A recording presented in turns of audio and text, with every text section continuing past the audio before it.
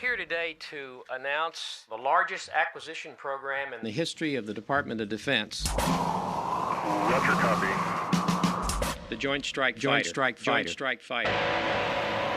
And just for the record, pilot, yes, you are my hero. In the skies over the Mojave Desert, a battle of X-planes has begun. That looks good. Over the next year, 2 different planes will take to the skies again and again on a relentless quest to be crowned the fighter of the future.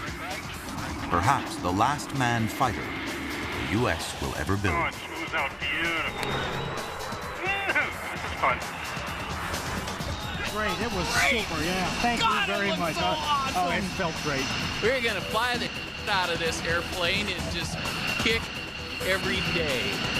That's what it's all about. It's all part of a top-secret competition, locking 2 of America's aerospace giants in a furious engineering dogfight to the death.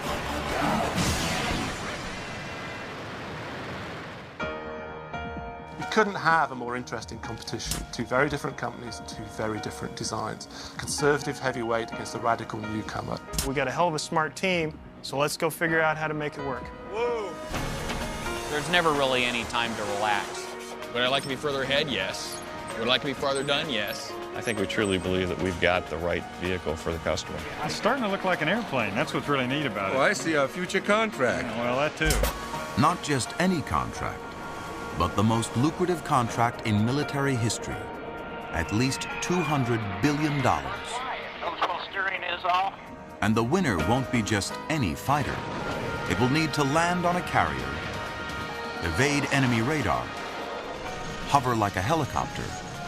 But trying to build a fighter that can do all 3 is a tremendous challenge.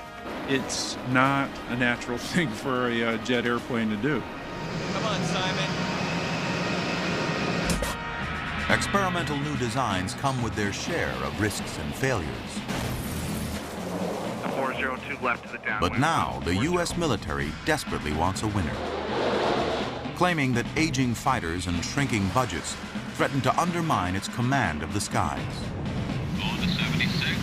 Will a one-size-fits-all fighter, a joint strike fighter, work for the Air Force, the Navy, the Marines? Will it rescue them from the death spiral of defense costs? With unprecedented access from the Department of Defense, Nova's cameras take you into the U.S. military's most classified facilities.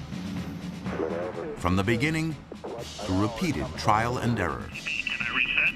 Negative. We're recommending we abort. The original design wasn't gonna hack it. How much effort is ahead of us to make it work?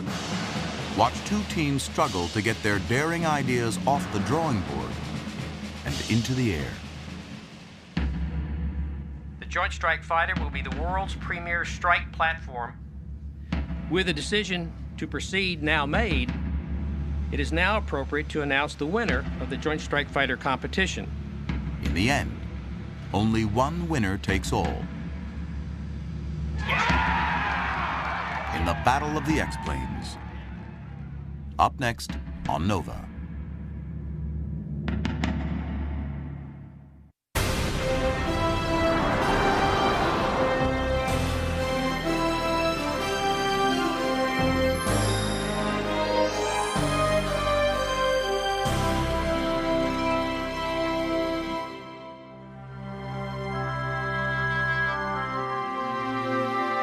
Major funding for Nova is provided by the Park Foundation, dedicated to education and quality television. Science. It's given us the framework to help make wireless communications clear. Sprint is proud to support Nova. And by the Corporation for Public Broadcasting, and by contributions to your PBS station from viewers like you. Thank you.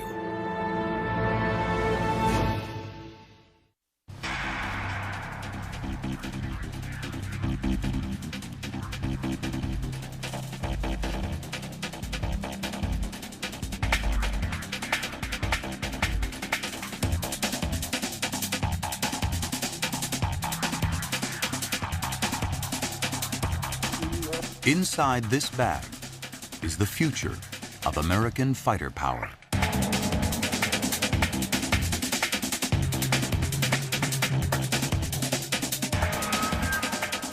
There will probably never, ever be another program as complex as this or as big as this when you start talking about dollars. It's called the Joint Strike Fighter Program. For 5 years, the JSF has held a competition between two titans of aerospace to see who will build the next generation fighter. It's a prize worth up to $200 billion. And the winner's name is in the bag. The winner of the JSF competition is going to dominate the fighter aircraft market, not only here in the United States, but worldwide. Fasten your seatbelt and put up your tray table. NOVA and the Department of Defense have cleared you to enter places where cameras have never gone before. From secret installations to the cockpits of the latest experimental fighters, you've landed in the classified world of the X-planes, both high-tech and handcrafted, where pilots fly into the unknown with just you by their side. This is the battle to build the fighter of the 21st century.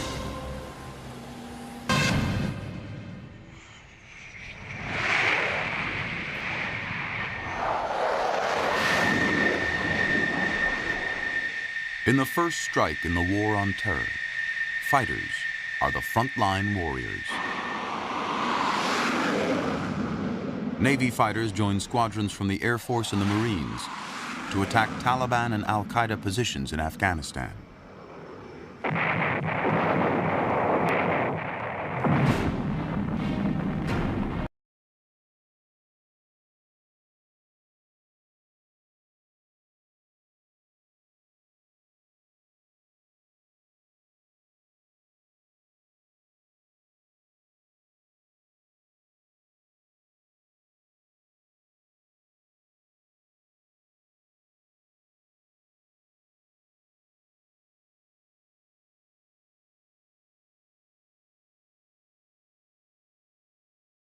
The most important weapon in America's arsenal is based on ideas almost a half-century old.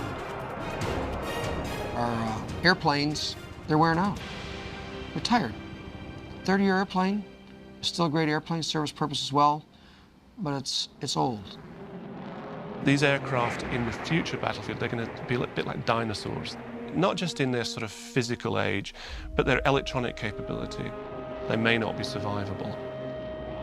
We now have to go to higher altitude instead of lower altitude. We need to make ourselves as small as possible from a radar perspective. We have to do the same job, but the world has changed.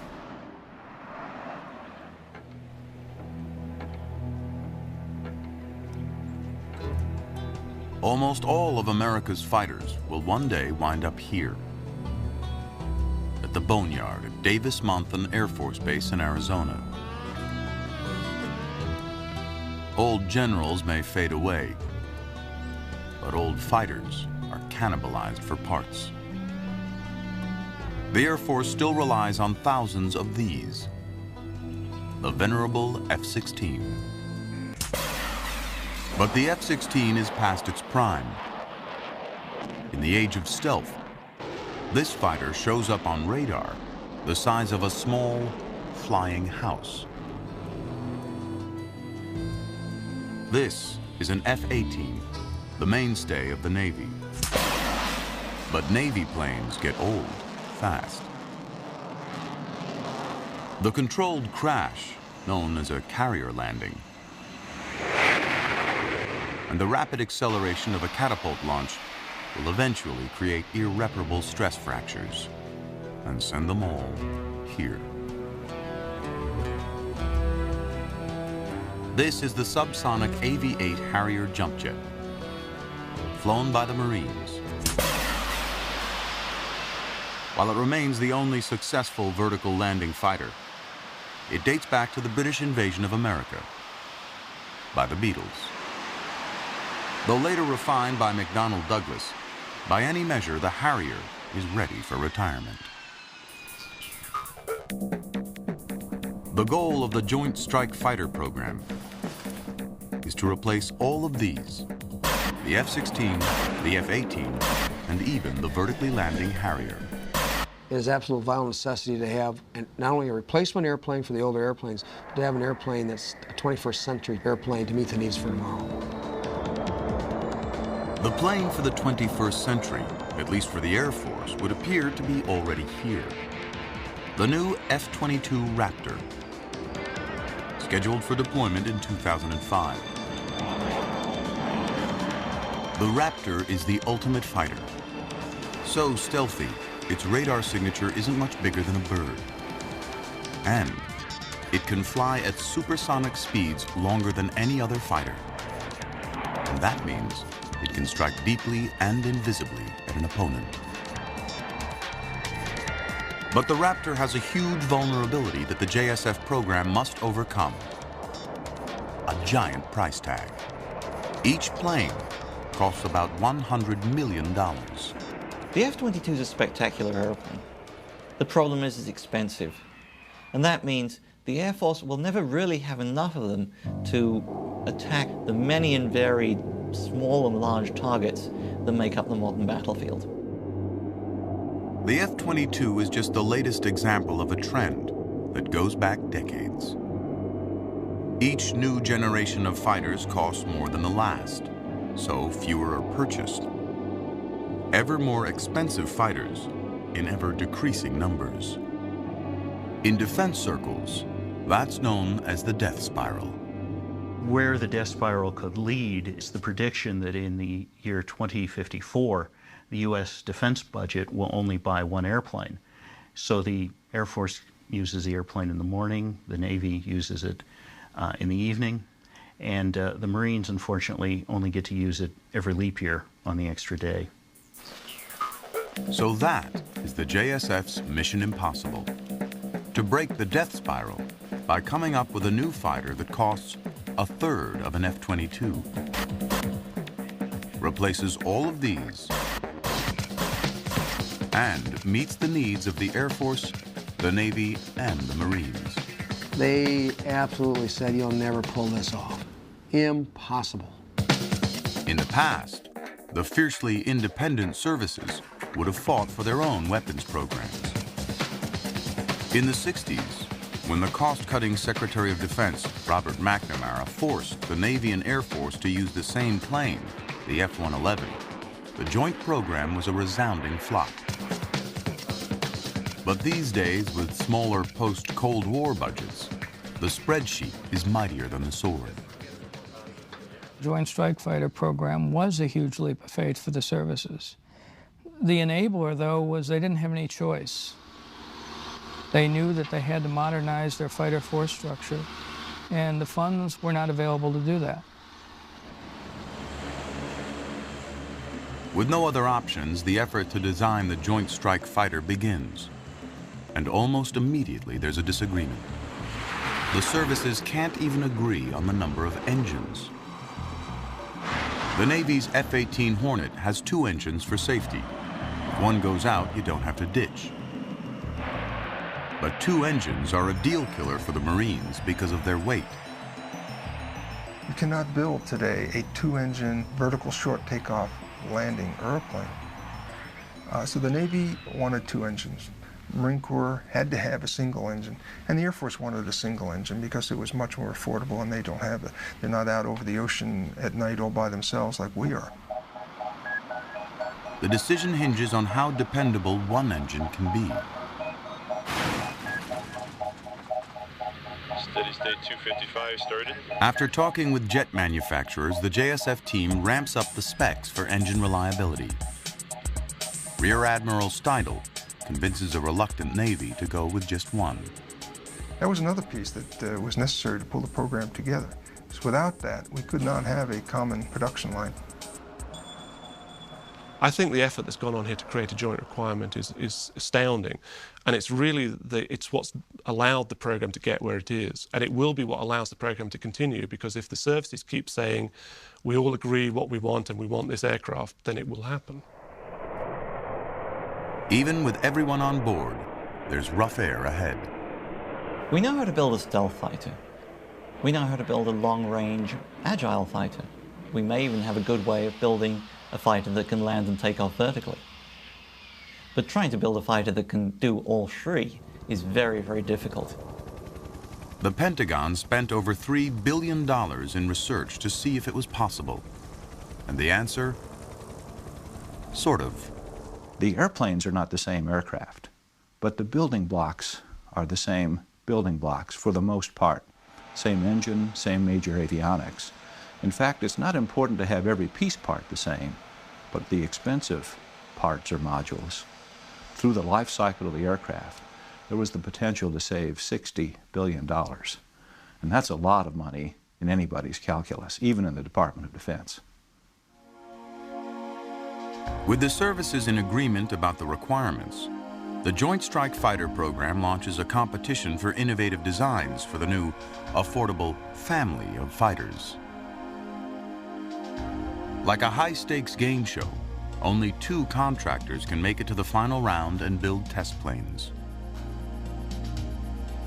With billions on the line, U.S. defense contractors hold their breath as the Pentagon announces the 2 finalists for who wants to build the next generation fighter. These contractors are Lockheed Martin and Boeing.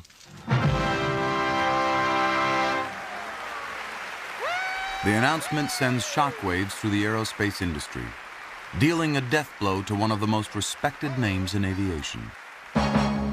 McDonnell Douglas, a company with a fighter legacy that seemed to guarantee a spot in the final round, doesn't make the cut. The impact for the company and its employees is devastating.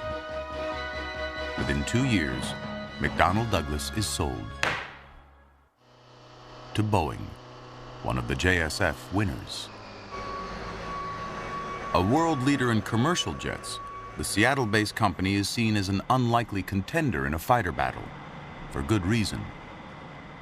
Boeing's last fighter was built in the 1930s, the P-26 Pea-Shooter, a fighter from the age before jets, before even a closed cockpit. Boeing hadn't built a fighter in a long time, and I think early on, Boeing was considered literally a dark horse in this competition. But the Boeing acquisition of McDonnell Douglas, the builder of the Navy's F-18, and the Marines' Harrier, makes a dark horse an even bet. By acquiring McDonnell Douglas, Boeing suddenly moves from becoming the least experienced JSF team to possibly the most experienced. Clearly leveled the playing field. I'm in this job to win, and going back to Boeing's JSF effort is led by Frank Statkis, an engineer and 30-year company man. When you shoulder the weight of a potential $200 billion contract, stress comes with the job. A year ago, I had hair and it was dark. And now I have less of it, and it's a race to see what goes gray versus goes away. What's our G2 on the other guy? While Statkis runs the project, he isn't the creator of Boeing's design. These days, with the complexity of fighters, no single person can claim that role. State-of-the-art fighters. They're all designed now by computers, and these are big teams of engineers who sit down, you know, and do these CAD/CAM drawings. It's very tough to find, you know, one person who can sit there and tell you that I designed that airplane. At the heart of the Boeing design for the JSF is a large delta, or triangular wing. It's an unusual approach, but the big advantages of that are that it's structurally simple and that it contains an enormous amount of fuel. Though there hasn't been an American fighter built with a delta wing since the 60s, the design has its advantages. The fastest jet ever to fly, the SR-71 Blackbird, has a delta wing because it decreases drag at supersonic speeds. The space shuttle is also built around one because it provides great lift. But neither the shuttle nor the SR-71 are exactly agile. A Delta design pays a price in speed when executing turns. And the control surfaces near the tail don't have the leverage to turn the plane sharply. European designers have overcome these handicaps in their new fighter, the Typhoon, by adding canards near the front of the plane.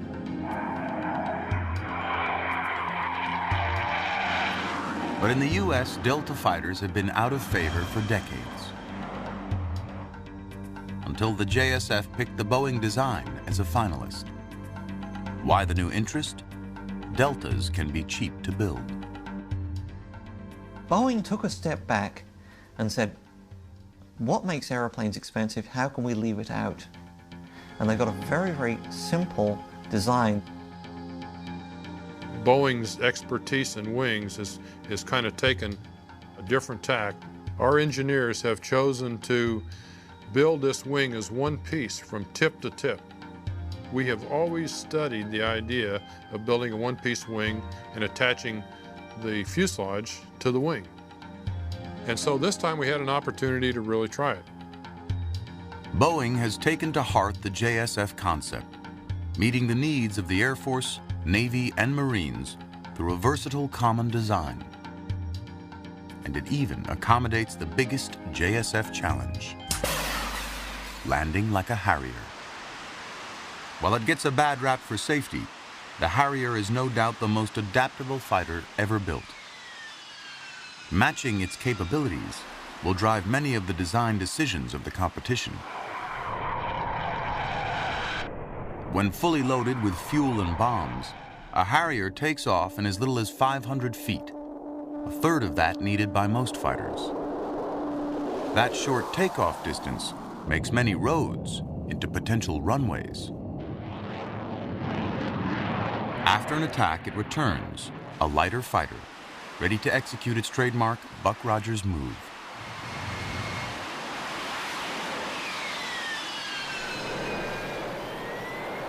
A Harrier hovers using rotating nozzles that direct engine exhaust downward. This mode of flight, called direct lift, demands an enormous amount of power. And it's dangerous. Before computer control, balancing a Harrier on its own engine thrust was like trying to sit on a geyser. Even today, its accident rate is 4 times that of a Navy Hornet. But through their flexibility, Harriers have proven their value. In fact, in the Gulf War, Harriers flew more missions than any other kind of fighter.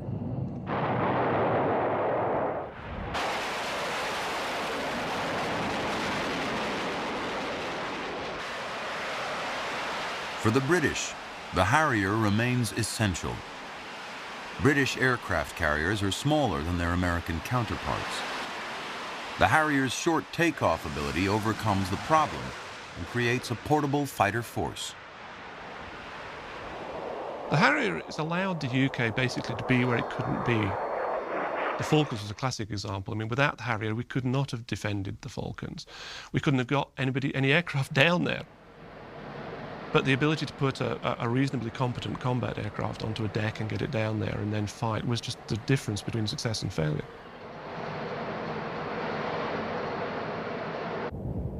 But the Harrier can't fly supersonic, a serious limitation in a modern fighter.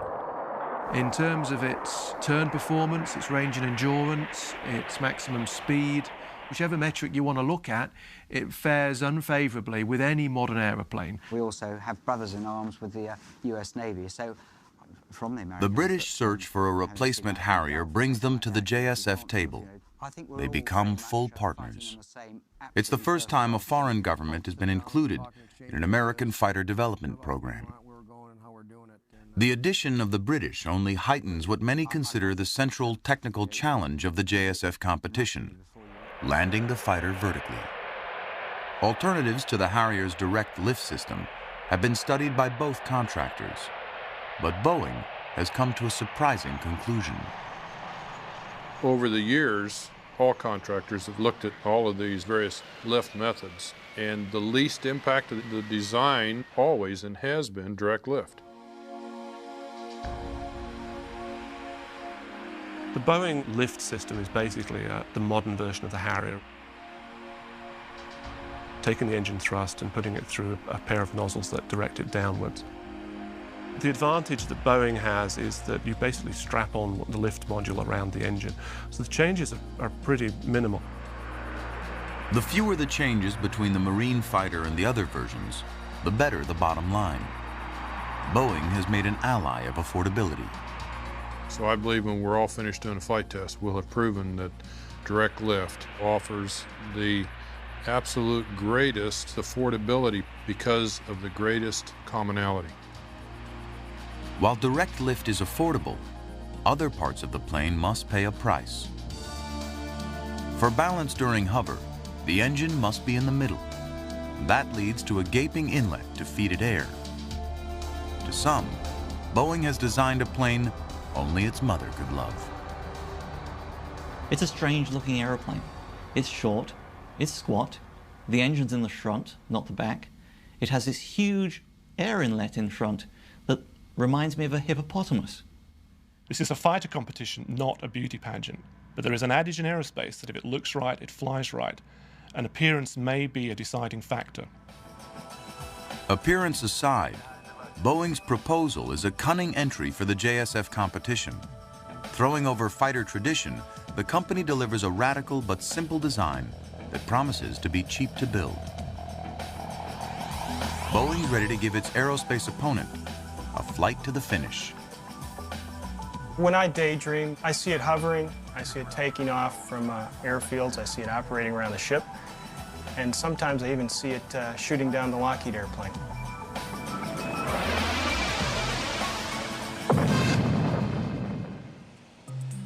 Only in your dreams is the likely response of Lockheed Martin, America's largest defense contractor.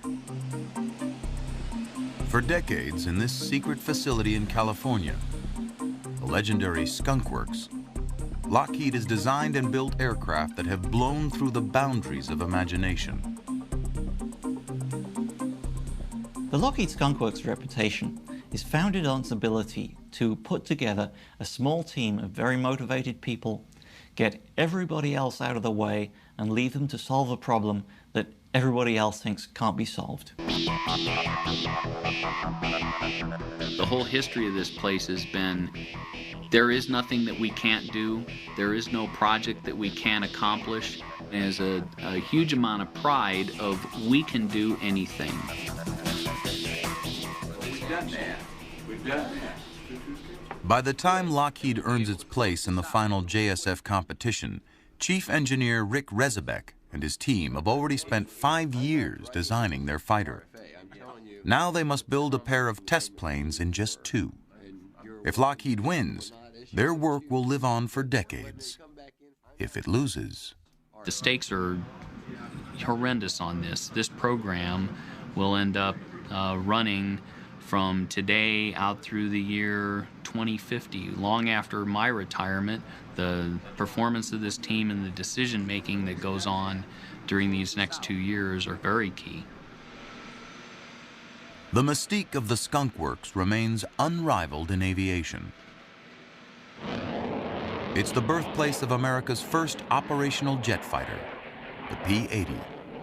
In the 50s and 60s, this covert design house created the ultimate spy planes for the CIA. The high-flying U-2 and the high-velocity SR-71 Blackbird. Later for the Air Force, it built the F-117 Nighthawk, the first stealth fighter. Unveiled to the public during the Gulf War, the Nighthawk was the only U.S. aircraft to strike targets in downtown Baghdad.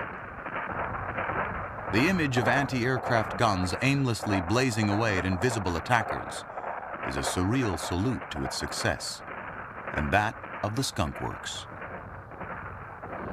They've conducted many of their most advanced programs in complete secrecy, such that nobody else in the world even had a clue what they were up to.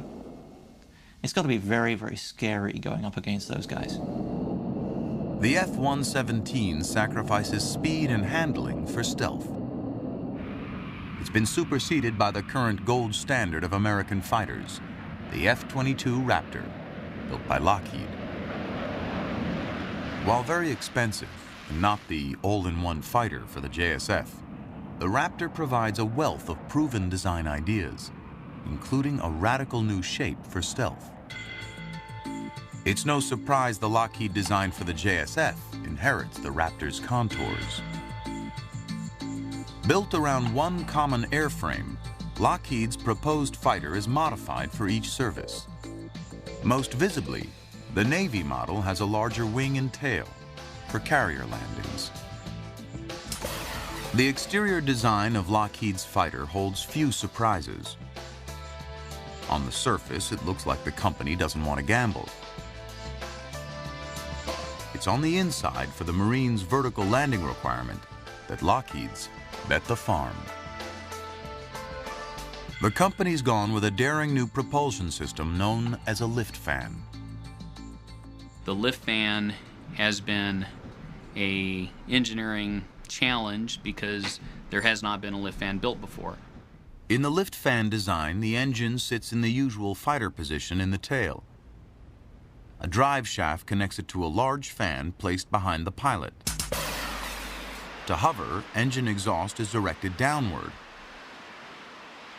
But the fan is also engaged, taking in air from above the plane and blowing it out below. That creates two balanced sources of thrust, potentially a more powerful and stable arrangement than the Boeing solution. But to accomplish this feat, the drive shaft must be spun at an incredible rate. Think of taking the propulsion system in a Navy destroyer, shrinking that down into a smaller package, putting it into a jet fighter airplane. It's a technological challenge in the tradition of the Skunk Works. If successful, the lift fan will be revolutionary. But on the drawing boards, it doesn't blow away its critics. It's a very clever solution, but it's got gears and bearings and a lot of moving parts. And in an operational airplane, you've got to make sure they work 100% of the time. If you're a pilot hovering at 50 feet and one of those parts fails, it's going to spoil your day. Despite its complexity, the lift fan offers another benefit, invisible to the JSF sensors and test equipment, but plain to the naked eye: aesthetics.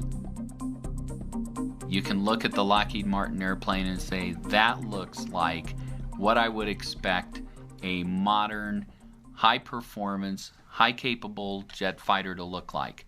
You look at the Boeing airplane and the general reaction is, I don't get it.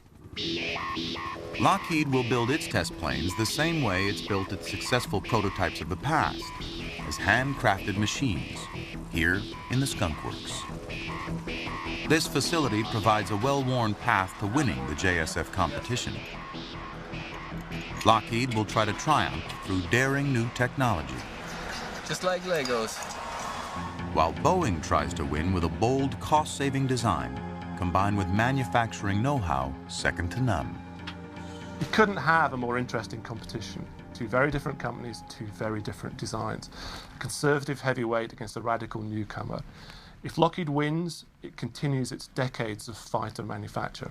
If Boeing wins, it could go on to dominate the fighter market like it dominates the airliner market. I think we'll look back at this time, at this competition between Boeing and Lockheed, and I think it will be remembered as the Great Fighter War.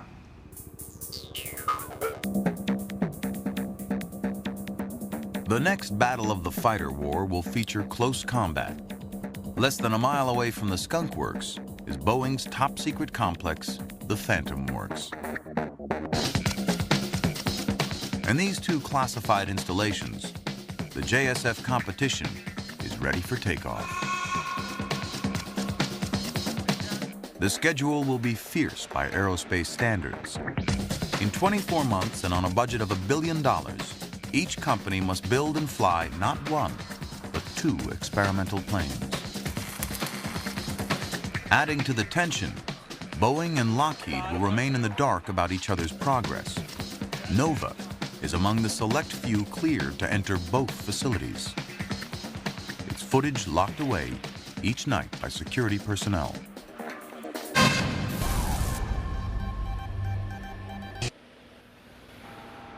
Boeing may not have built a fighter since the 1930s, but from day one, the company rolls out innovations to simplify the job. This scaffolding holds the parts as they arrive. The team uses lasers to position each component precisely in three-dimensional space, without having to wait for surrounding pieces. The parts themselves are designed so precisely that they fit together like puzzle pieces, with hardly any adjustment. Techniques like this lead Boeing to claim it can reduce assembly costs by as much as 75%. It's a very interesting process, very new. Boeing's ability to demonstrate how the aeroplane is put together is certainly a plus, and that will weigh in their favor. The frame for the single massive delta wing, the heart of the Boeing design, is already in the works. But the skin that will cover it is being cooked up over 1,000 miles away at Boeing's headquarters in Seattle. After we put the pad up on, we'll probably need to cut it. Engineer George Bible has spent the last year experimenting with a revolutionary material for the surface of the wings. It's a resin and carbon fiber mix called thermoplastic. In small quantities, it's been used on fighters before, but no one has ever tried to create anything as large as a 30-foot wing skin. It's very challenging. We have no time or schedule to design something else, so we have to make it work the first shot. Thermoplastic wings will be lighter and more durable than conventional wings. There may even be other undiscovered benefits, according to another engineer who first experimented with the material in the 80s, Frank Statkus. I personally would love to have thermoplastics on this airplane because I know that there's value in the future. Even though I can't tell you in all the areas where we might find that value, I do know it's there. The future, in a word, thermoplastics. But right now, George Bible needs to solve some pressing problems. Making thermoplastic begins with these sheets of graphite, also known as carbon fiber, the same lightweight material used in fishing rods and tennis rackets. For the wing, it's laid down up to 90 layers deep on top of a giant metal mold, or tool. We take layers of these graphite fibers and set them on top of each other, and then we put the resin in between to hold them together. After 3 weeks of layup, the wing skin is tightly wrapped in protective bags, ready for the next step. A massive oven called the autoclave. The huge chamber acts like a pressure cooker. The autoclave for me is always the most stressful part. You have nightmares at night thinking about all the terrible things your autoclave could do to it. First, all oxygen will be removed to prevent a cataclysmic explosion. Then, with the wing heated to the melting point of lead, nitrogen will be pumped in, raising the pressure and exerting tons of force upon the thermoplastic, forcing the fibers to blend with the resin. In short, this is literally hell on earth. For the next 30 hours, George Bible will hold his breath until the cooked skin is removed from the autoclave and a perfectly formed wing skin is revealed. Oh, she looks beautiful, doesn't she? Looks good. Looks very good. But this skin is only the first. Boeing will need 3 more, one for each side of its 2 delta-winged X-planes. And although Bible is elated at his success, he knows that the next skin, for the lower wing, will be far trickier. It involves a more complex curved shape. And, in fact, when the next skin emerges from the autoclave, the first signs are ominous. Creases and folds on the surface hint at hidden structural flaws. Man, that does not look good, those wrinkles. I'm afraid we're dead in the water. An instrument scans the surface of the panel using water and sound waves to probe for air pockets that could fatally weaken the wing. When we have a gap in the plies, the sound will not transmit through there well. George Bible's worst fears are confirmed. The skin is riddled with defects. Right now, I'm just exhausted. We can't get a break. I mean, it's just downhill. So we'll have to do what we have to do to get a panel down to Palmdale as fast as we can. After hundreds of hours of work, the wing skin is worthless. With the first wing frame nearing completion down in Palmdale, Bible's team and its bold experiment are simply running out of time.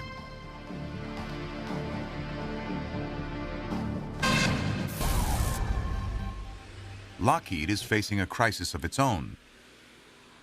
The problem that has brought its entire assembly program to a grinding halt hinges on the holdup of a single crucial part.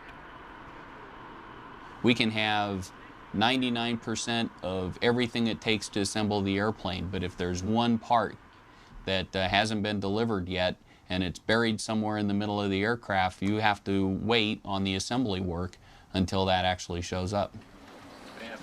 Like Boeing, Lockheed engineers have tried to save money by reducing the number of parts needed to build the plane. One part in particular, Bulkhead 270, has ended up especially complicated. It will join the front of the plane, including the cockpit, to the fuselage. As a key piece holding the plane together, it's made of the metal alloy titanium. The combination of strength and lightness make it a natural choice for the bulkhead. But nobody at the Skunk Works had anticipated how hard it would be to carve such a complicated piece out of this super hard metal. Machining the 300-pound Lockheed part means whittling away at a solid 5-ton slab, the drills running 24 hours a day, using diamond bit saws and a special lubricant to reduce heat. The pressure to get the bulkhead done is enormous, but so is the price of any mistake. If this part fails, it could almost ultimately be the end of our competition with Boeing in the JSF program. I mean, it would really set us back. On top of the crisis on the shop floor, bad money management threatens to get Lockheed fired from the competition. In a program in large part about affordability, the company admits it's $100 million over budget. Lockheed blames part of the overrun on a $30 million accounting error. In essence, what it was is we were writing checks without going back into the check register is what it amounted to. Lockheed, yes, had a problem in the subcontract management business in their manufacturing end at Palmdale. It wasn't discovered till late. Very unfortunate, very disappointing. And the lesson there is, take nothing for granted. It's a make or break point in the program. Under a powerful escape clause, the government can end the competition and award the fighter contract to Boeing. In the first real test of the military's commitment to fiscal limits, the JSF lets Lockheed off the hook. They're saved by the growing number of international customers now lining up to buy the Joint Strike Fighter. We got Canadians, we got Italians, we got Danes, we got Dutch, we got a little bit of everybody. It ensures that for tomorrow in coalition warfare, we got partners with the same capability to fight the same wars as we do. Ending the competition early would be a domestic and diplomatic debacle. The government realizes that this program is so big and so influential on a national and in fact international level that their best bet is effectively to sweep this anomaly under the carpet. Let's forget about it and let's move on, and let's work under the assumption that Lockheed has learned a lesson and they won't let this happen again. Although as disappointing as that was, the silver lining there is we're doing business a lot better, and will continue for the future. In the end, Lockheed gets slapped on the wrist for bad budget controls and presses on with the program, nearly a year and a half behind schedule. We can't let 1 minute go by without paying attention to something out on the floor and getting it done. We can't be slackers anymore. But back at Boeing, it's hardly been smooth sailing. The latest results from computer simulations are pointing to an alarming conclusion. Boeing's entire delta wing design may be fundamentally flawed. The Navy has refined its requirements and wants a more maneuverable plane that can carry more weapons. Boeing's delta wing design is now seriously overweight.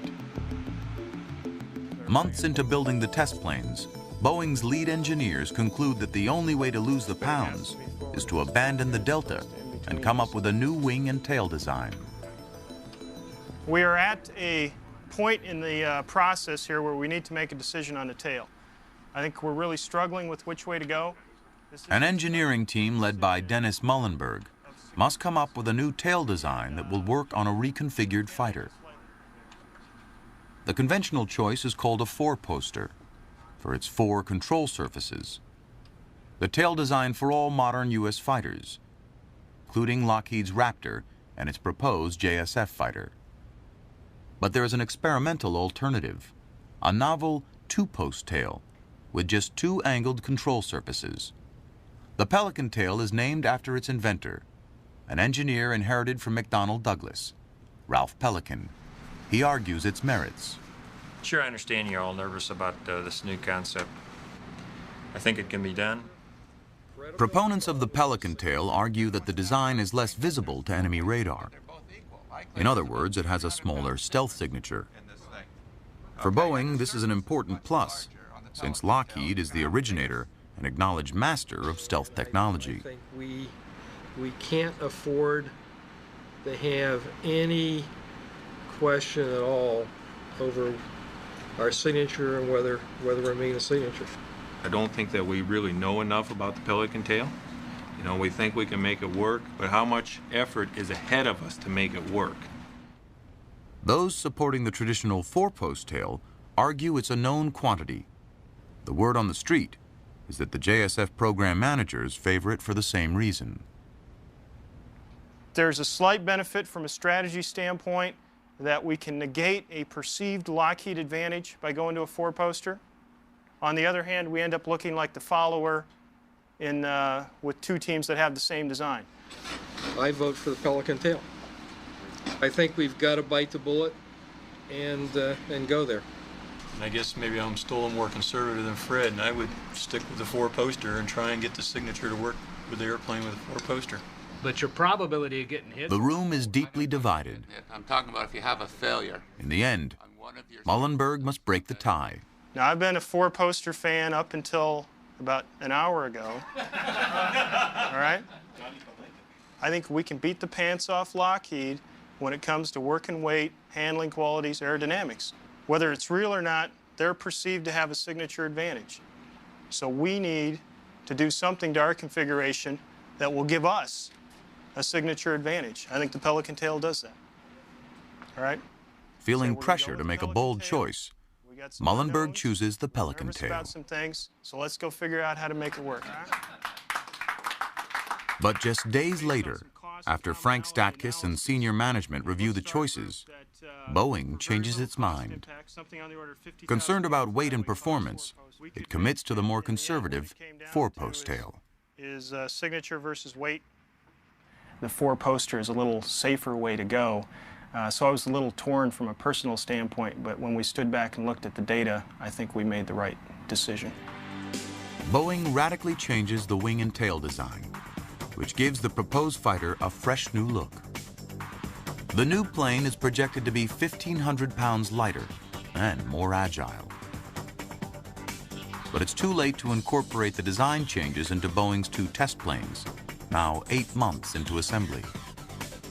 Instead, the company will submit the new configuration with its final proposal.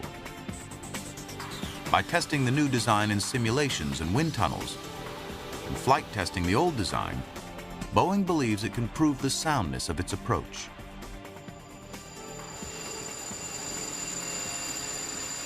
To those of us watching JSF from the outside, this is the first sign that all is not well with Boeing design. Both designs are evolving as the requirements evolve, but it seems that Boeing's design is not as adaptable as Lockheed's. The requirements are still evolving, so there must be concern within the government that Boeing's design can keep up. There was a lot to be made of the fact that their design was all screwed up and that they couldn't fly and they couldn't do this and they were behind and so forth. Not the case at all. To me, it was just an improvement in their design according to the requirements. It was very normal. Very, very normal. Whatever the future holds for the redesign, at least one of Boeing's nightmares is finally over.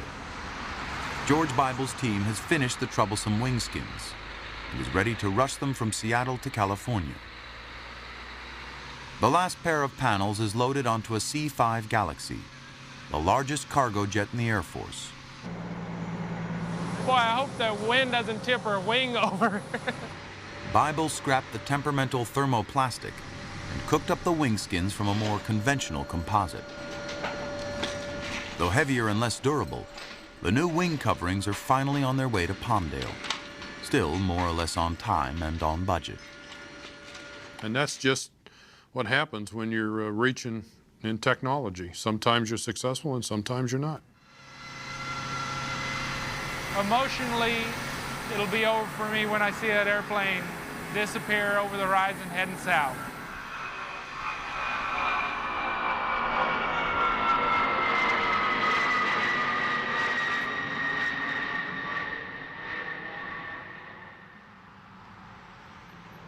With the wing skins safely in Palmdale, Boeing wastes little time attaching them to the wing box. Whoa, hold it. But before the upper skin can be mated to the structure, critical wiring must be installed. Let's go terminate. A lone electrician crawls in between the skin and wing box to connect wiring. Working in the dark under the 700-pound wing skin is a grueling job. I'm gonna need a heat gun. Hour after hour. Doing good. Wire after wire. Each connection is tested and double-checked. How you doing, Lonnie? Almost done. You almost done? Yeah. How many connections you have to do? 2.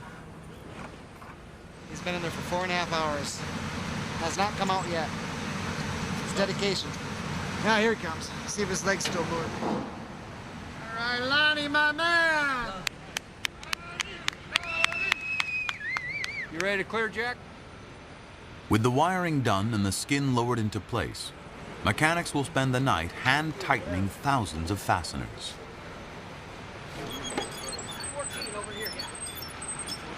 Before the wing can be mated to the aircraft, another major piece must first be attached to the fuselage. Like a giant gift, the entire front end of the airplane arrives in the Phantom Works hangar. Now the work begins. Can't believe my eyes. Oh, waited for all this time and finally got it. I can't wait to hook it up. The front end, which includes the cockpit with all its intricate electronics, was built in St. Louis at a former McDonnell Douglas plant, now part of Boeing. Bring her back another 3 inches. But will this front end, built 1,800 miles away, made up with the rest of the fuselage? The fit must be as precise as the width of a human hair. If we bring this down a little further, we'll get the fleshness a little bit better. Yeah. Both up together. Bring her back just a little bit more. Bring her back about a 1/2 inch and we're there. Looking real good. That's good. That's good. In less than 2 hours, the installation is complete. And the Boeing X-plane has its distinct face. It's starting to look like an airplane. That's what's really neat about it. No, I see a future contract. Well, that too. With the addition of the one-piece wing, an apparition appears at the Phantom Works. The recognizable outline of the first of the Boeing X-planes. The company is now weeks ahead of schedule, and morale couldn't be higher. It went great. Looks like an airplane now. Look at it. Lockheed, watch out.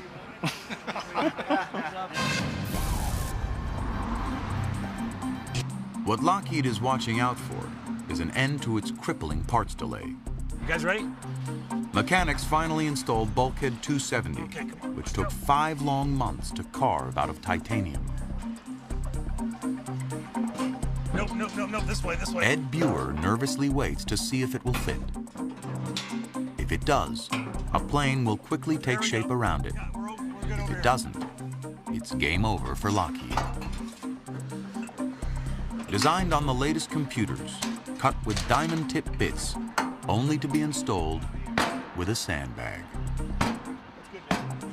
That is a beautiful piece of job. In the race to complete its X-planes, Lockheed still trails Boeing by months. But the manufacturing team plans to fly full throttle to the finish. Basically, this place is, populated by a bunch of airplane nuts, so it's a very high pace, and that pace is not going to slacken up at all. It's going to continue. To underscore its commanding lead over Lockheed, Boeing stages a public relations coup at the Phantom Works. In a surprise move, Boeing has assembled both of its test planes for the media event.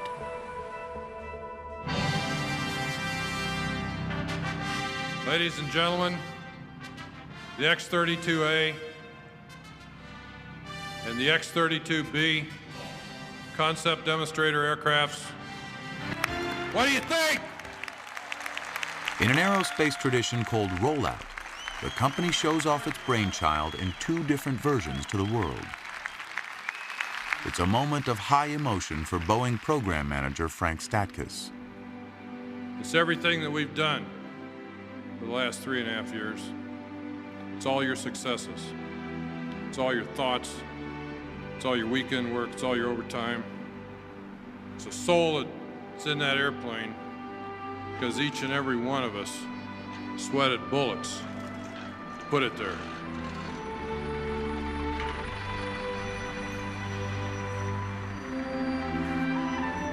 Rollout is a milestone for the Boeing team. But as things stand now, Frank Statkus with wings would get in the air faster than the X-planes. They may have soul, but they don't yet have brains. Hundreds of thousands of lines of vital software code is still under development to manage every function of the X-planes. That work gets tested here in a multi-million-dollar simulator.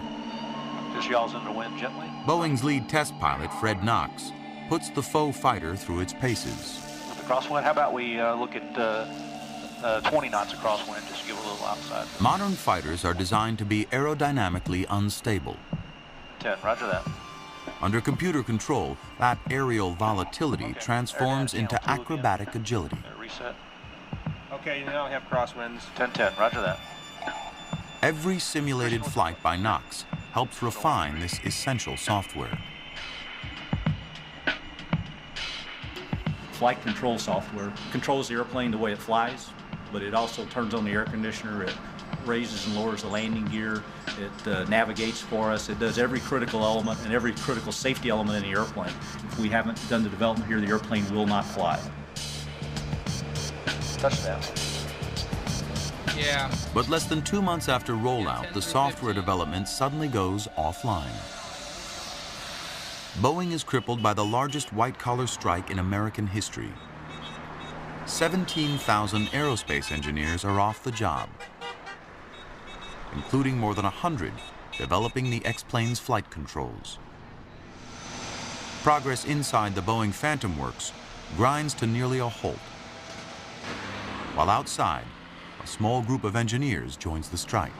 It's a bad situation for everybody. You know, everybody really has real mixed emotions, I think, and is real conflicted about it.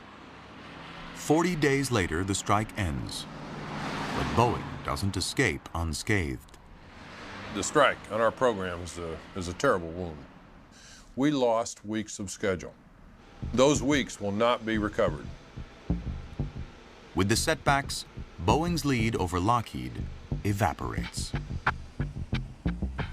After years of jousting back and forth, these two combatants are galloping toward the tournament grounds, toward the arena where X-planes and test pilots meet their fate. It's time for this battle to take to the air.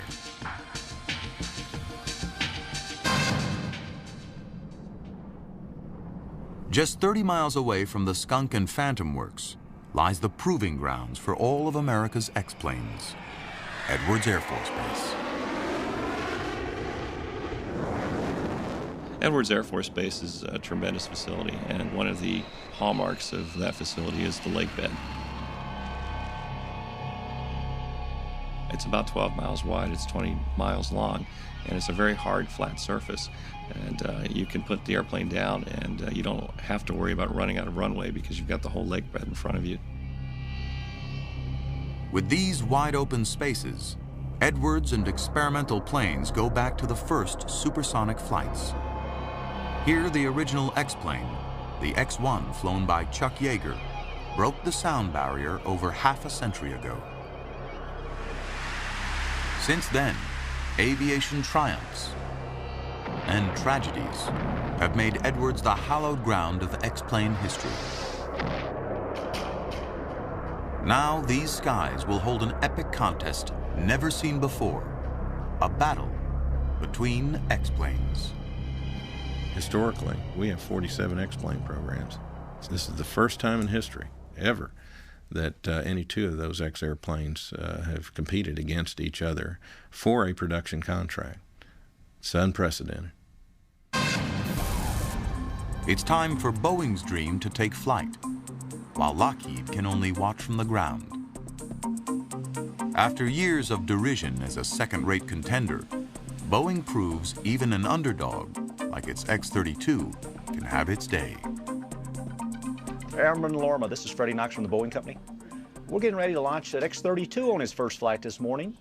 And I wonder if I could get a little forecast for the winds, say from about 7:30 to Fred noon Knox, local. Boeing's chief test pilot and a key developer of the X-plane, will take the craft on its maiden flight. I appreciate the help this morning. Bye-bye. It was a good day to go. It's an excellent day to go. With the fate of the Boeing effort resting on his shoulders, Knox receives a final blessing from Frank Statkiss. I'll see you at the other end. Absolutely. For me, it's about as big a day as a test pilot's ever going to have. A chance to go do a first flight. It's a big day for me. It's a big day for the rest of the team. We spent 4 years now working very hard. Everybody from flight controls to APU pumps to structure, and a lot of hard work, and we should get a nice, safe flight in. Have a great flight. Everybody enjoy it too? It's a big day for all of us. See you guys at Edwards!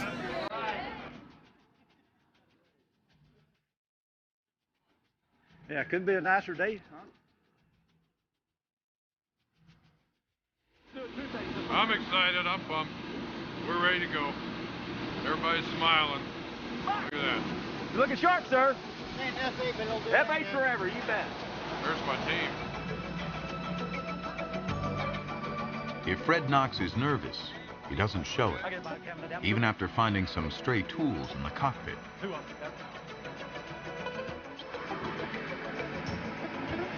Home sweet home.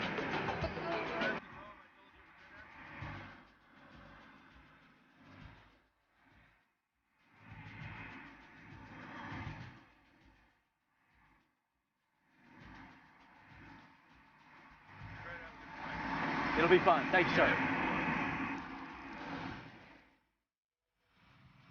Knox is alone in the plane. He has plenty of company in the air. 2 chase planes flown by other test pilots will monitor his flight.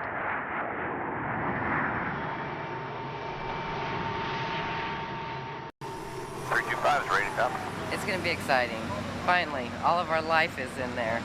Blood, sweat, and tears. 0 or 124.55, squawk 040. Hey, 363.0 for departure, 0406 on the punches. Like proud parents, the weary engineers and mechanics of the Phantom Works gather to see their fighter off. Now ready for takeoff on runway 7. Will be an airborne pickup by the Salty Dog. Control copies, read you loud and clear, and we are ready. And I'm going to go fly. Today's flight isn't a round trip. The Boeing plane is leaving the Phantom Works for good to take up residence at Edwards Air Force Base, a short distance away. I got the goosebumps.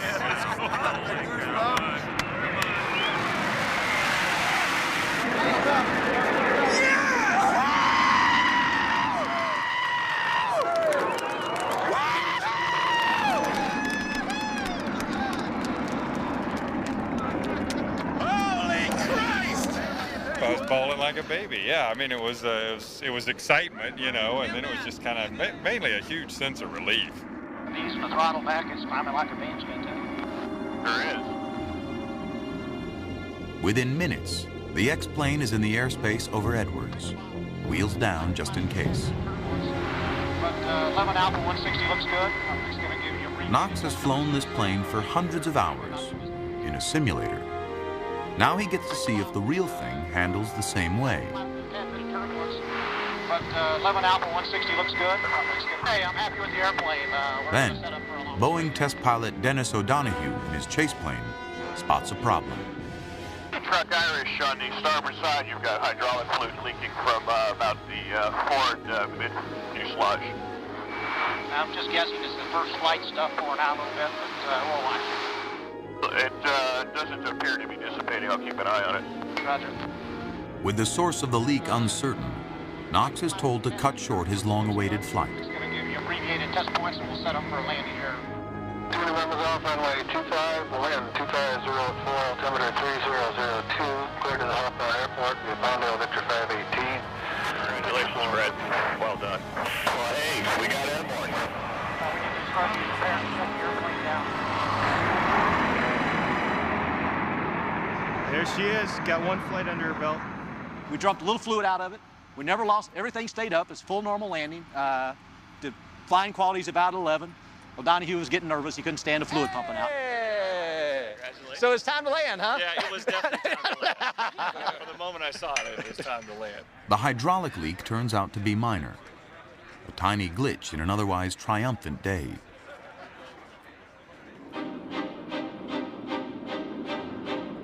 Over Edwards, Boeing begins a series of test flights. During each one, the pilot puts the plane through a specific set of maneuvers known as test points. Sensors document the plane's flying characteristics. The results go to the JSF. So far, the plane's performance closely mirrors the Boeing simulations, a sign of just how sophisticated computer design has become.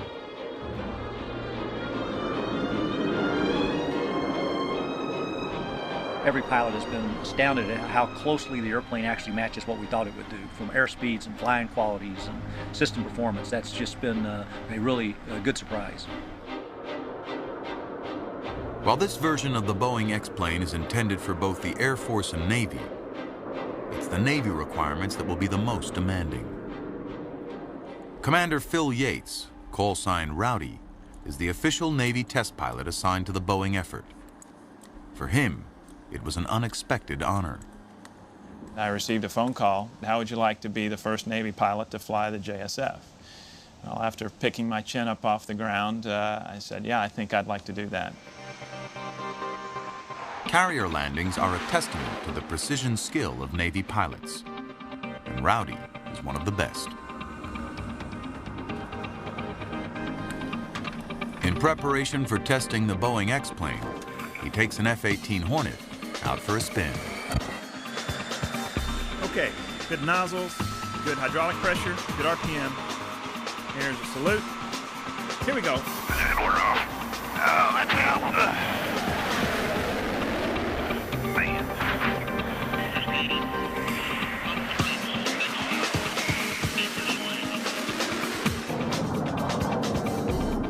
Carrier landings are probably the most demanding task a pilot may be faced with, especially at night in adverse conditions, pitching deck, bad weather. You have to be able to precisely control the airplane. Flying at about 150 miles per hour, Navy pilots aimed for a target zone of only 120 feet, about the size of a tennis court. They must catch one of 4 arresting cables.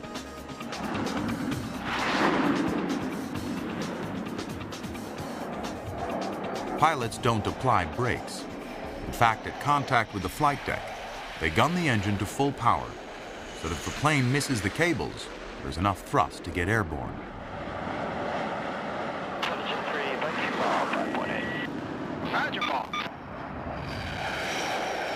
If landing on a runway is like threading a belt through a belt loop, landing on a carrier is like threading a needle. A test pilot's job is to jump into a plane in which he may have little experience and report on its pros and cons. When you start doing that in an airplane that's never been flown before, then it really is what gets a test pilot, I think, excited. What's exciting to a test pilot would be sheer terror to most people.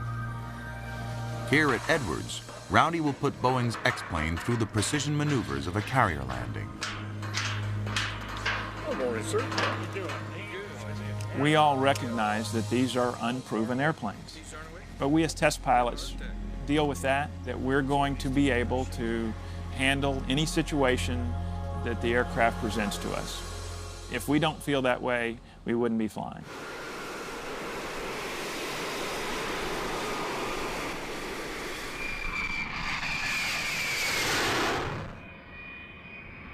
The Boeing team has worked hard to minimize the danger.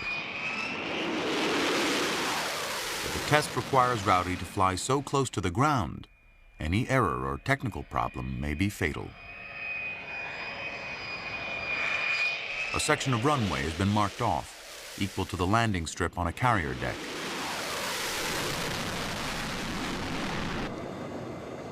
God, he goes.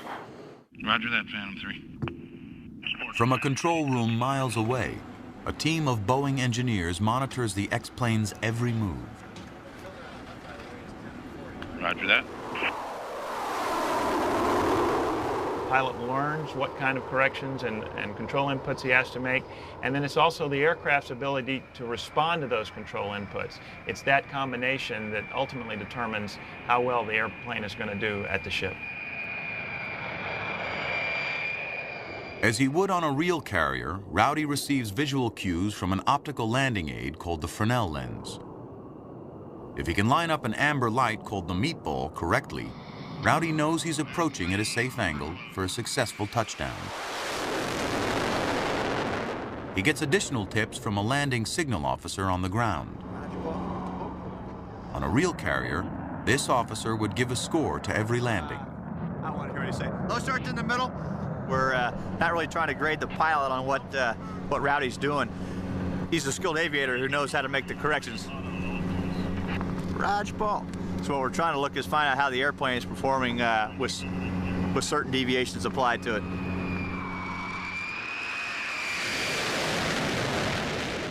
With each attempt, the degree of difficulty goes up.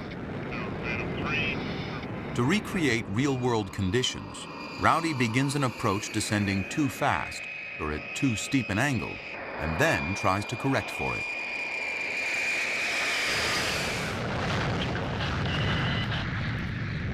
Man, that's amazing.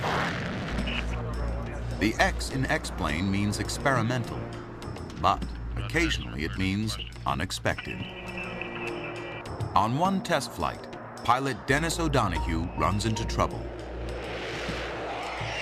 We were just doing a routine test with the aircraft to see if we ever lost the engine, could we crank the engine back up and get it relit.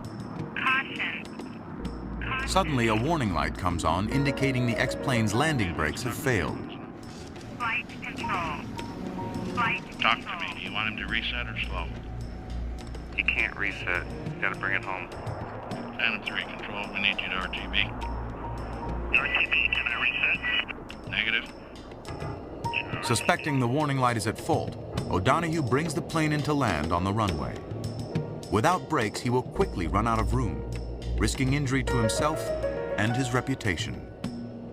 Wrecking a multi-million-dollar X-plane doesn't look good on the resume. And touchdown, press the brake pedals, no response. It was just a matter of adding power, getting airborne again. 10-3 control, we need you to RTB. With the brakes definitely gone, it's time for Plan B. Saving a 21st century plane using a 2-million-year-old lake bed. Had plenty of lake bed in front of me. Touchdown, and just let the aircraft roll to a stop.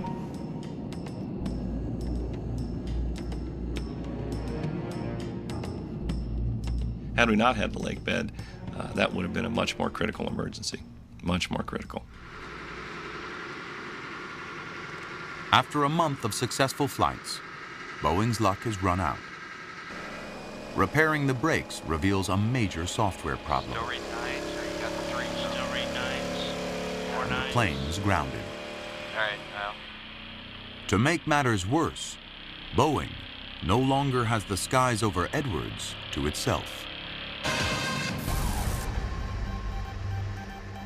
That very day, Lockheed's X-plane is finally ready to leave its factory home and head into battle. Funky chicken here. The X-plane's first flight is in the hands of Chief Test Pilot Tom Morgenfeld. Ready to go. Having flown everything from the first stealth fighter to black aircraft that are still classified, Morgenfeld has unrivaled experience. Yet he is all too familiar with the dangers of flight test. In 1992, while piloting an Air Force prototype, a computer malfunction sends Morgenfeld's aircraft into a violent oscillation.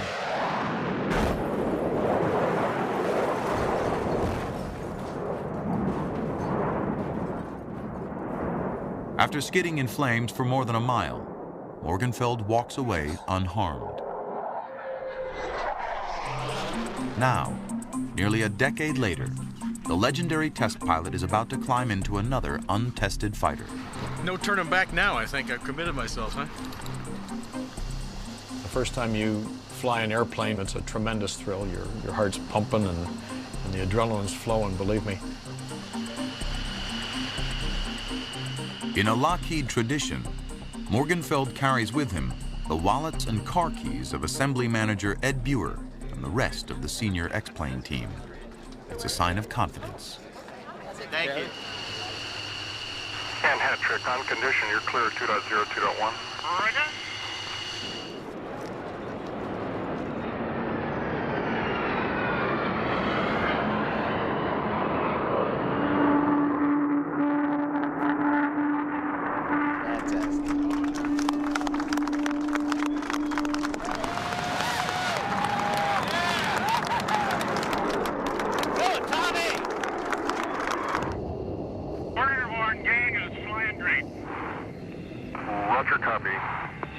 I am so filled with emotion right now.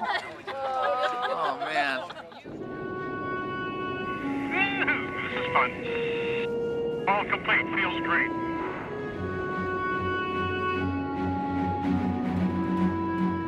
Roger, gear coming on my count. 3, 2, 1, now. The doors are open. Roger, copy of that hat trick.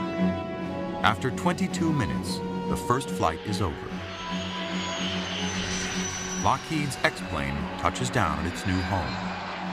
Welcome to Edwards, and you're clear for the shutdown. Roger that.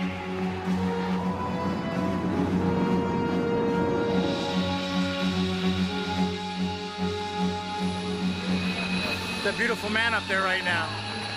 Take care of my baby. What an airplane. We did it, man. We did it. Oh, great, man. What a thrill.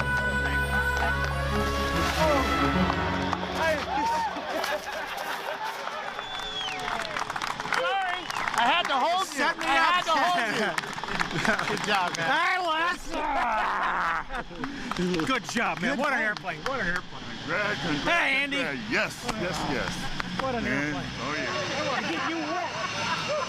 Magnificent. It was great. It was super. Yeah. Thank you very much. So awesome. Oh, it felt great. It felt super. Yeah.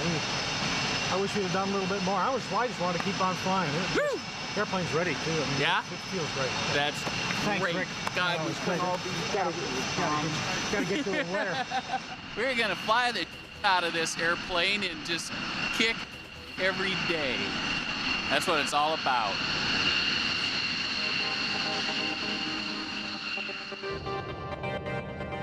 True to Rezebek's word, the Lockheed X-plane is back in the sky the very next day.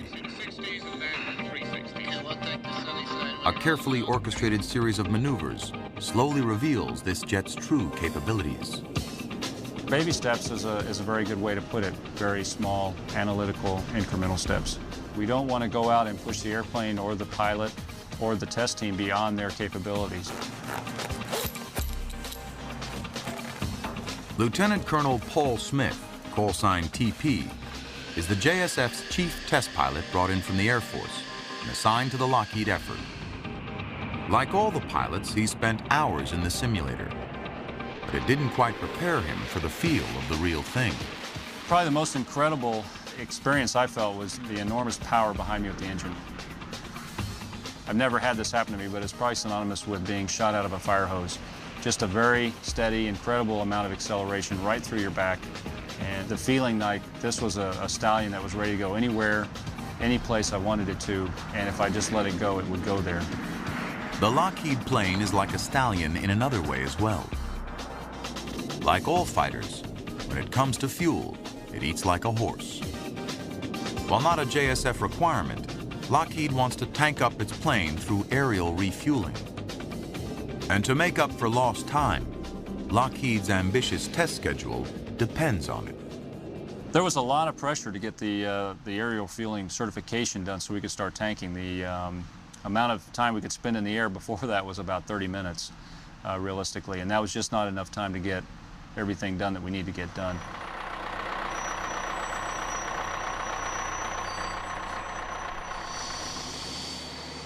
With only 2 flights in the X-plane under his belt, TP will attempt one of the most dangerous missions of the Lockheed program. Air-to-air tanking has always been kind of intimidating to me because throughout my career I've been taught don't let anything touch your airplane. Don't let another aircraft hit it. Don't let ground fire hit it. Don't let missiles hit it. And then the first thing you do is you go up to this tanker and the tanker hits you.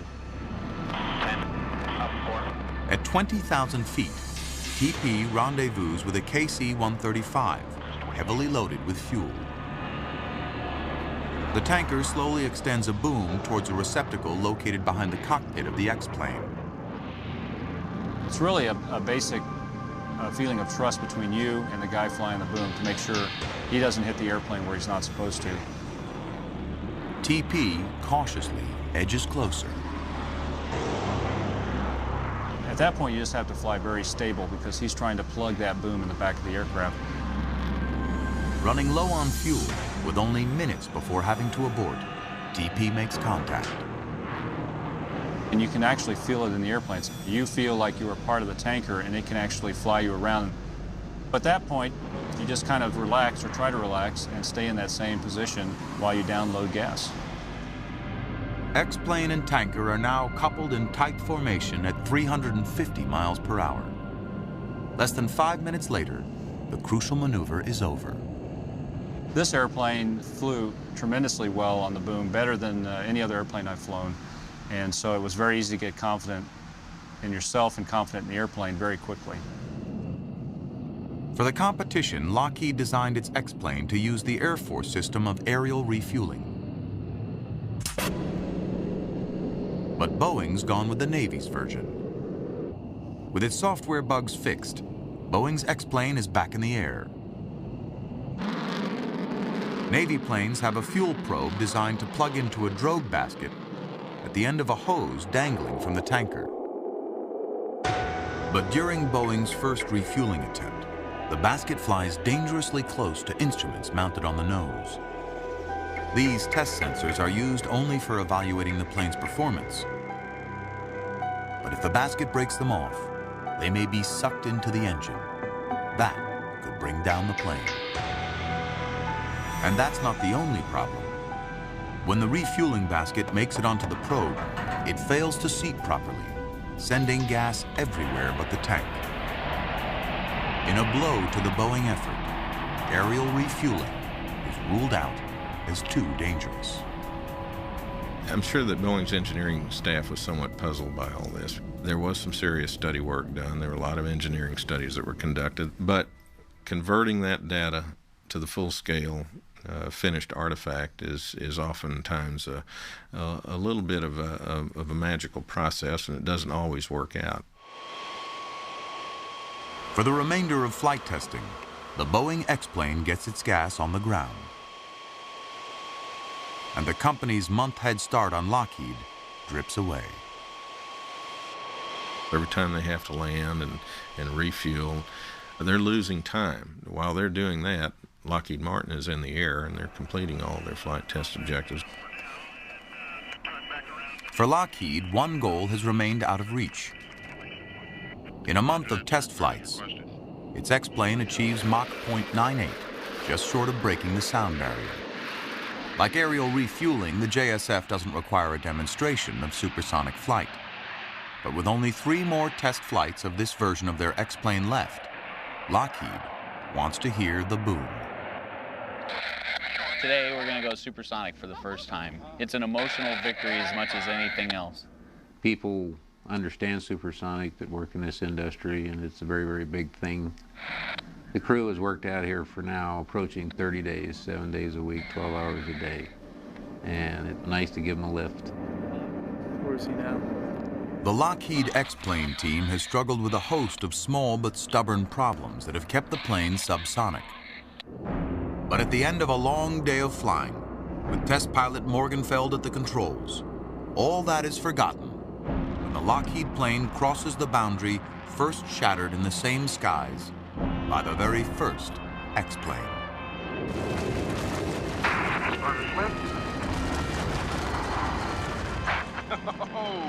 Lighting the afterburner provides the extra push needed to go supersonic.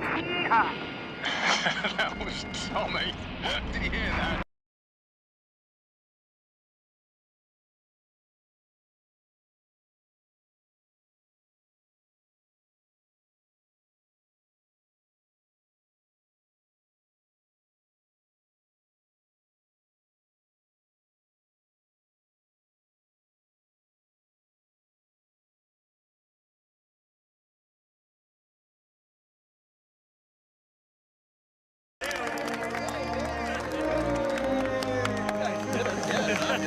I was just a victim.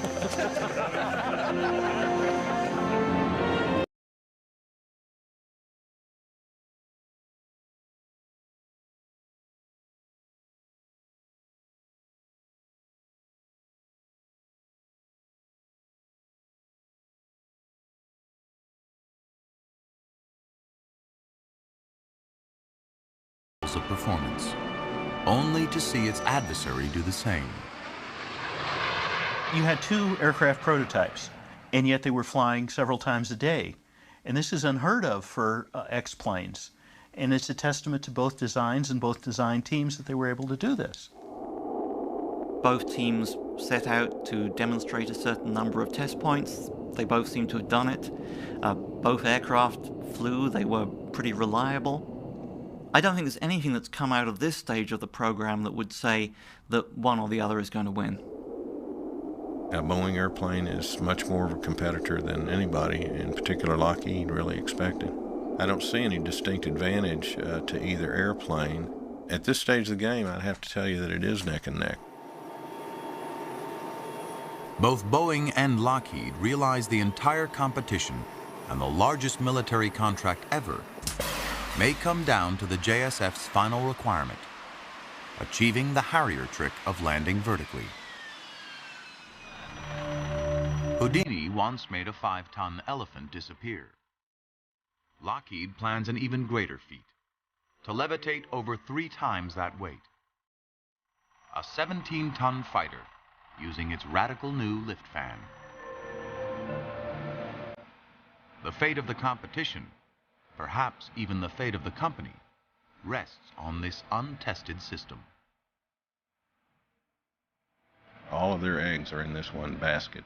If they do lose, effectively Lockheed Martin is a fighter production entity in the United States.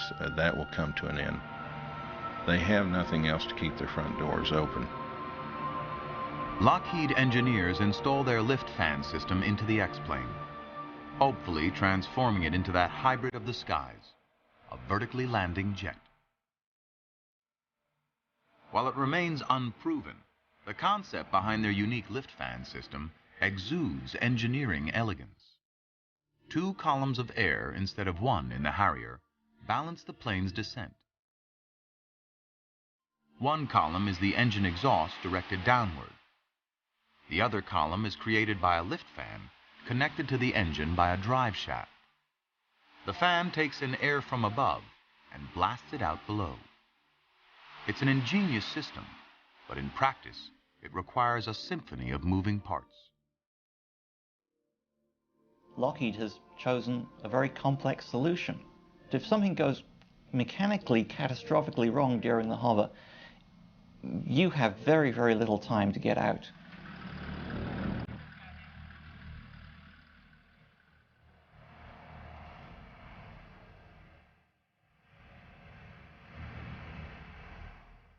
A former Royal Navy pilot with Harrier combat experience in the Falklands and Bosnia, Simon Hargraves will attempt the first hover in the Lockheed X-plane.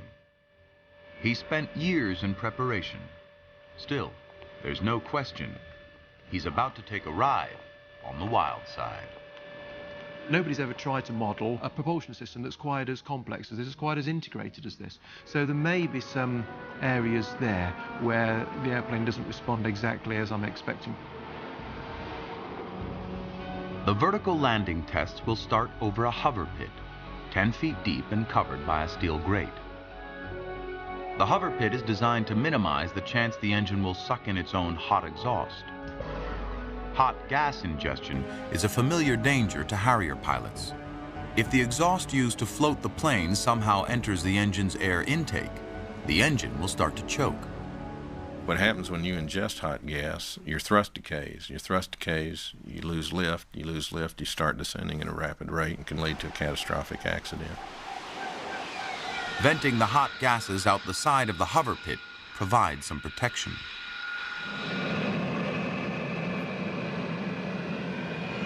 This will go well. Here we go. 70%. Throttle up.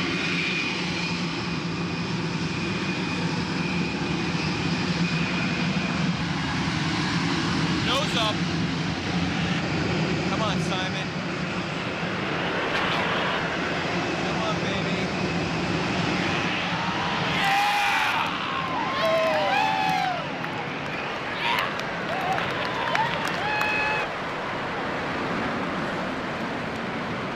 Hargrave holds steady 20 feet in the air. At 35,000 pounds, it's the heaviest fighter ever to hover. Wow. The lift fan performs without incident and produces 1,500 pounds more thrust than predicted.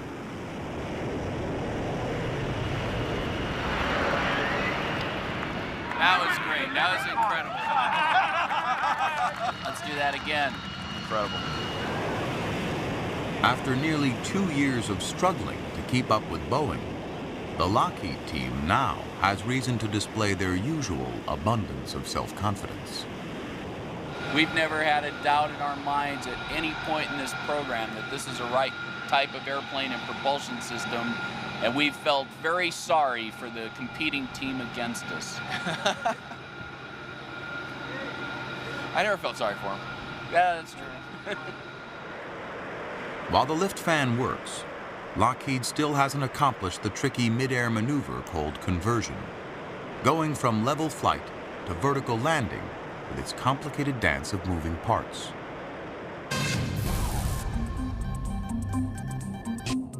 The same morning Lockheed lifts off, Boeing plans a dramatic demonstration of its own vertical lift system.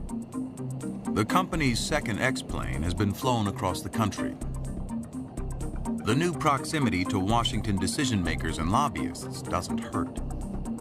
But the real advantage is invisible. The air at sea level has greater density than at the high-altitude location of Edwards Air Force Base. thicker air means better engine performance. VMS, talk to me. What was I got to do with that? Pop the gas there, Rowdy. 3-2, reset. In this test of its direct lift system, Boeing hopes to outdo Lockheed. Test pilot Dennis O'Donoghue will start in level flight, slow the plane down to nothing and hover. His slow speed will make the wings useless, and a failure of the lift system will mean the plane falls from the sky. To give O'Donoghue a chance to eject, Boeing has conducted its early tests at higher altitudes, gradually working lower and slower. Now, after 43 flights, Boeing is ready to go all the way to attempt zero airspeed. I've got butterflies. O'Donoghue's family is among the spectators of today's historic event. The boys are really excited too. I think Dennis slept because he knew he needed to. The boys slept. I didn't sleep a wink. Look at Daddy's airplane. Dad! Yes! 200 feet above the runway, O'Donoghue slowly decelerates to zero airspeed and hovers. A 28,000-pound airplane hangs frozen in the sky.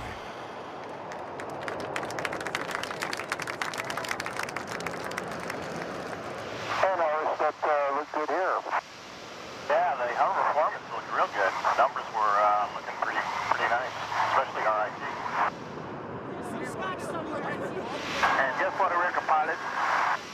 Yeah, you are my hero. Pretty cool, huh? You got that right. Congratulations, Irish. Slowest man alive again. I didn't think he was ever going to get off that awesome. Oh my God, what a day. I'm sitting there yelling and clapping and crying, driving up and seeing him just right there.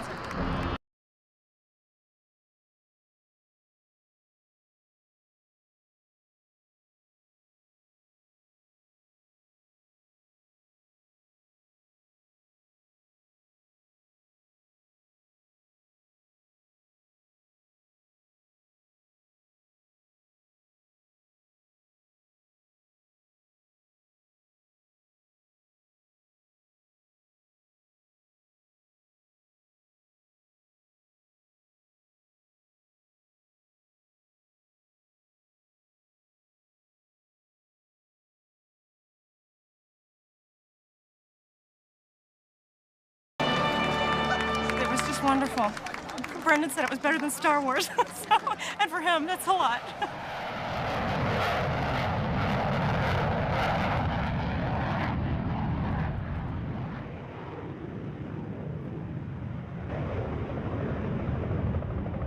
One month later, Boeing is ready to make history. If it works, its X-plane will become the first new fighter since the Harrier to transition from conventional flight to landing vertically. For this risky mission, Boeing will also use a hover pit to reduce the chances of hot exhaust being ingested into the engine during the landing. To increase the margin of safety, Boeing engineers have removed some exterior parts to lighten the X-plane's weight. Some critics will cry foul, but Boeing will respond that its new design, which it didn't have time to build but will submit to the JSF as its final proposal, is 1,500 pounds lighter.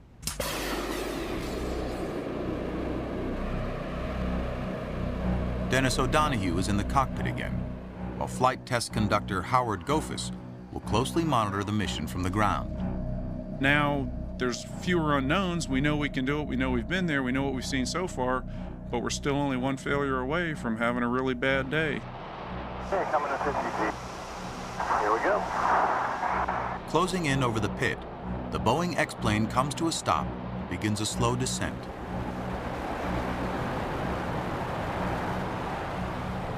If disaster strikes, O'Donoghue is now too low to eject. T2. He's over. T2. Not across that one. I know, we're coming down. Suddenly, the controllers spot trouble. That's good. Invisibly, the engine has ingested hot gas from the lift nozzles and loses power. O'Donoghue feels the bottom dropping out, but it's too late to abort.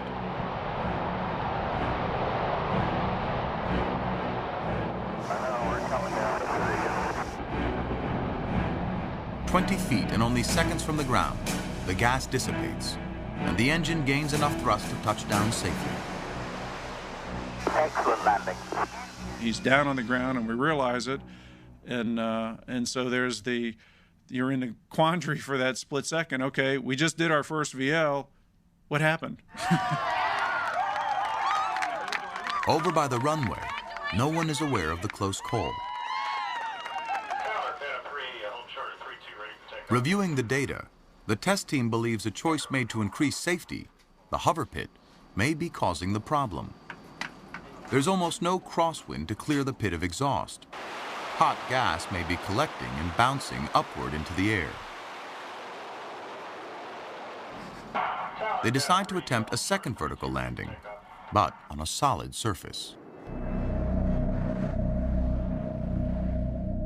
We decided we were going to go for the vertical landing on the pad. So we set up all the numbers, set it all up, and know that, hey, the same thing could happen there. Looking good so far, TCN1.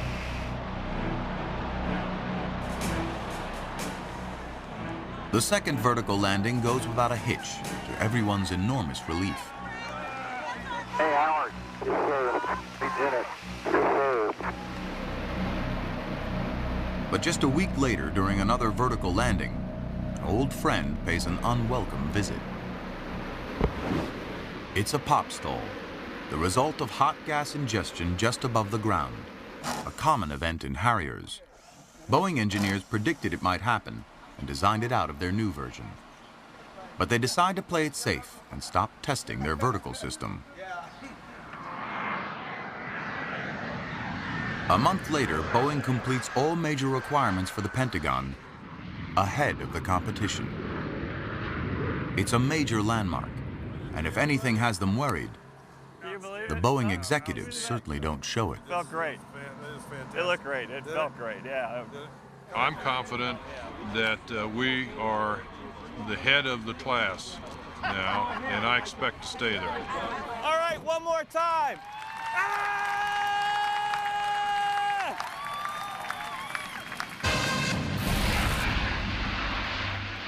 The Lockheed plane now needs to prove it's ready for prime time by performing the critical transition from conventional flight to hover to landing vertically.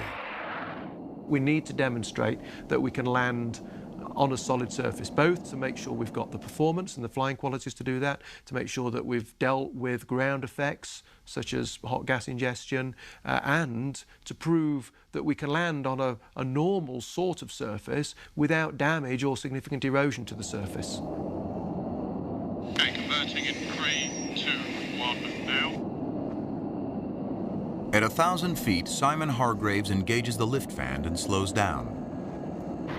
With air from the front and exhaust from the rear nozzle in balance, the Lockheed X-plane floats on nearly 40,000 pounds of thrust. This system avoids the problems of the Harrier and Boeing's direct lift. Cooler air from the lift fan creates an invisible barrier that prevents the engine from choking on its own hot gas. And coming down right in the middle of the pad. Hover stop isn't quite right. Let's keep it going down. After 2 minutes of hovering, Hargraves eases off the throttle and gently guides the X-plane down. That's beautiful. No problems at all. Well done, Simon.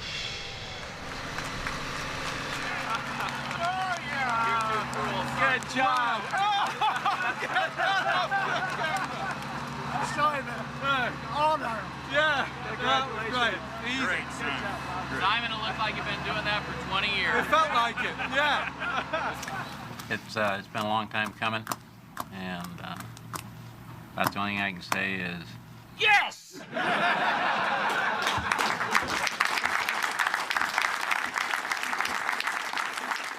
It's going to be a tough choice. If one guy had stumbled here at the end, then it would have made it easy. It's not an easy choice, and that's what the government wanted. The government wanted the close horse race, and I think they're going to get it now. In the waning days of the competition, at an undisclosed location somewhere near the Pentagon, JSF Director General Michael Howe takes Nova inside a world where cameras have never been allowed. Behind a wall of security, the secret proposals of Boeing and Lockheed are being evaluated by the government team that will help determine the winner of the Joint Strike Fighter program. This is where the proposals are, all electronic, of course. This is where we've got 200 people off and on coming in to look at the proposals one at a time, gauging them against the operational requirements document. Digging through mountains of data, experts evaluate performance, cost, management, and risk. Some of them are doing aerodynamic performance, figuring out how fast will it go, what is the range, how will it turn, what kind of G's can it sustain. Others are evaluating software and architecture. Now, near the end of this jury process, the results are one of JSF's most closely guarded secrets. We got about 6 weeks left by which we're going to take the results of our evaluation, give to the Secretary of the Air Force, who in harmony with the Secretary of the Navy is going to make a decision of who's going to build the airplane for the warfighter for the next 40 years. As the final decision approaches, known in military speak as down select, Boeing remains confident that its manufacturing know-how and cost-saving designs have made it a winner. I think we all feel pretty good about going into down select, and I think we truly believe that we've got the right vehicle for the customer. But just before it crosses the finish line, Lockheed plans a final dramatic display, a bid for the history books, and bait for the huge government contract. In a test flight Lockheed dubs Mission X, its fighter takes off in less than 500 feet, then goes supersonic and lands vertically.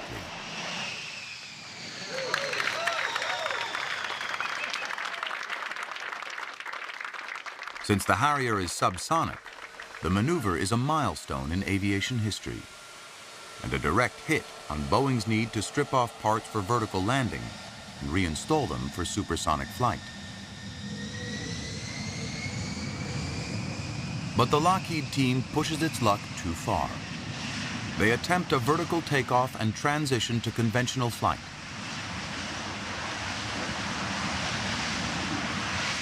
When the plane bobbles in the wind on liftoff, the mission is aborted. But the failure does nothing to dampen Lockheed's legendary mix of technical ingenuity and engineering arrogance. This company believes it has won the right to build the first fighter of the 21st century. We did our part of the bargain. Now the rest of it's up to the government.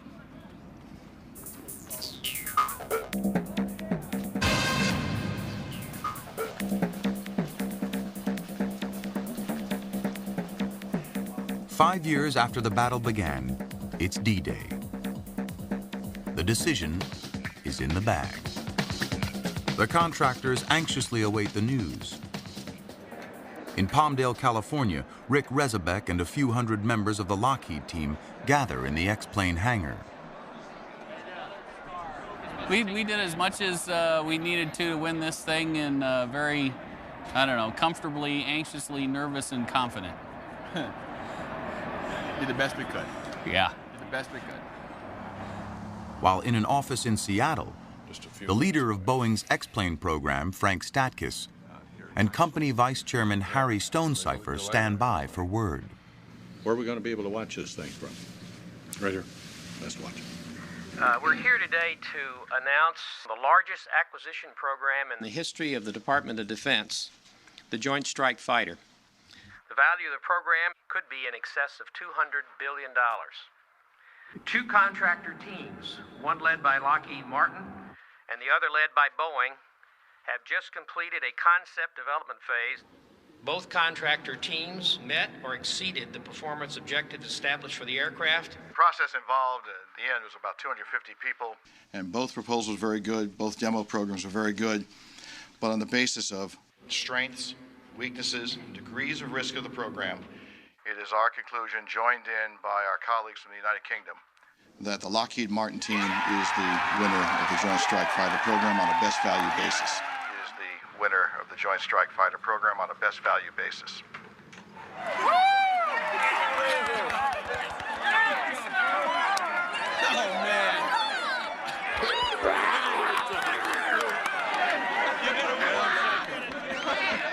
Frank, tell your team they did did an unbelievably good job. I could not have asked for more. In a call from Washington, Boeing CEO Phil Condit consoles his team. Is it a winner take all, Phil? Well, at this point, the answer is yes. This decision they've held to the winner take all.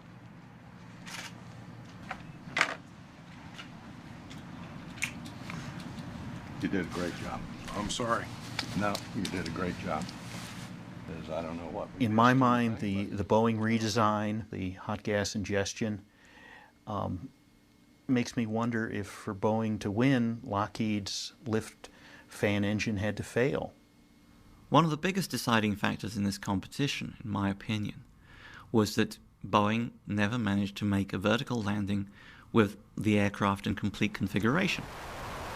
They took the inlet cowl off. They took the landing gear doors off.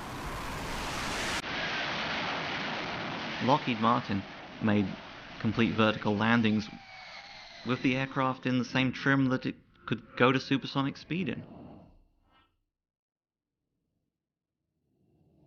The X-35, now officially designated the F-35, may become the most widely deployed fighter ever produced. That looks good.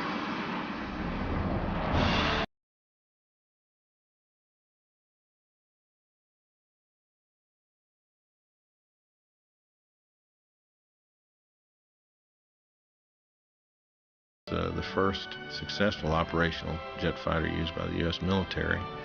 And here it is almost 60 years later, and they are now the winner of the JSF competition, which could result in potentially the last manned jet fighter.